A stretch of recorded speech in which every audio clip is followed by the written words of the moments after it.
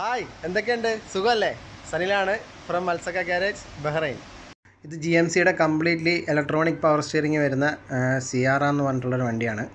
അപ്പോൾ കസ്റ്റമർ സ്റ്റിയറിങ്ങിന് ഭയങ്കര സൗണ്ട്, ഇടയ്ക്ക് ഭയങ്കരമായിട്ട് ഹാർഡാവുന്നു, അതേപോലെ ഓടിക്കുന്ന സമയം റണ്ണിങ് ടൈമിൽ തന്നെ പ്രതീക്ഷിക്കാത്ത ടൈമിൽ ഹാർഡാവുന്നു എന്നൊക്കെ പറഞ്ഞ് കൊണ്ടുവന്ന വണ്ടിയാണ്.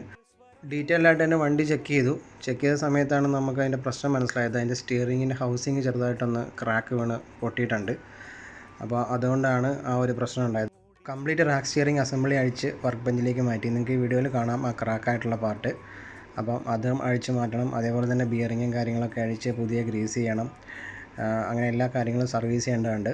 അപ്പോൾ നമ്മൾ ഓരോ പാർട്ടായിട്ട് അഴിച്ച് മാറ്റി ഇൻസ്പെക്റ്റ് ചെയ്ത് എവിടെയാണ് പ്രശ്നം എന്നുള്ളത് നോക്കി ബിയറിങ്ങും കാര്യങ്ങളൊക്കെ പുതിയ ഗ്രീസും കാര്യങ്ങളൊക്കെ ഫില്ല് ചെയ്ത് ബിയറിങ്ങിൻ്റെ പ്ലേ ഒക്കെ ചെക്ക് ചെയ്ത് എല്ലാ കാര്യങ്ങളും ഓക്കെ ആണെന്ന് ഉറപ്പ് വരുത്തിയതിന് ശേഷം കംപ്ലീറ്റ് സാധനങ്ങളും നമ്മൾ റീഫിറ്റ് ചെയ്തു. പൊട്ടിയ പാർട്ട് മാറ്റി. ഇനി എന്തെങ്കിലും ഇഷ്യൂസോ കാര്യങ്ങളോ ഉണ്ടോ എന്നറിയാൻ വേണ്ടിയിട്ട് തന്നെ വീണ്ടും ചെക്ക് ചെയ്ത് കൺഫേം ചെയ്തതിന് ശേഷമാണ് നമ്മളത് വണ്ടിയിലേക്ക് ഫിറ്റ് ചെയ്യാൻ വേണ്ടിയിട്ട് കൊണ്ടുപോകുന്നത്. ഫിറ്റിംഗ് എല്ലാം കഴിഞ്ഞു. കസ്റ്റമർ റിക്വസ്റ്റ് പ്രകാരം എയർ ഫിൽറ്ററും അതേപോലെ അതിൻ്റെ ബ്രേക്ക് ബൂസ്റ്ററിൻ്റെ വാക്വം പമ്പ് ചെറിയൊരു പ്രശ്നം ഉണ്ടായിരുന്നു. അപ്പോൾ തൽക്കാലത്തേക്ക് അതൊരു ബൈപ്പാസ് ചെയ്ത് തരണമെന്ന് കസ്റ്റമർ റിക്വസ്റ്റ് ഉള്ളതുകൊണ്ട് ബ്രേക്ക് ബൂസ്റ്ററിൻ്റെ വാക്വം ബൈപ്പാസ് ചെയ്ത് കൊടുത്തു.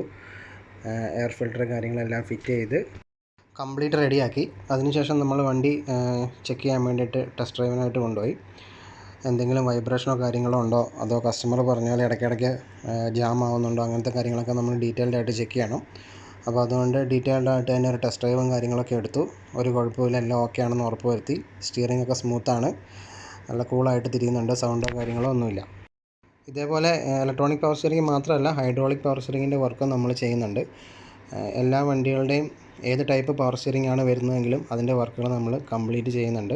അതിൻ്റെ ഡീറ്റെയിൽഡ് വീഡിയോ ഒക്കെ ആയിട്ട് ഇനിയും നമുക്ക് കാണാം.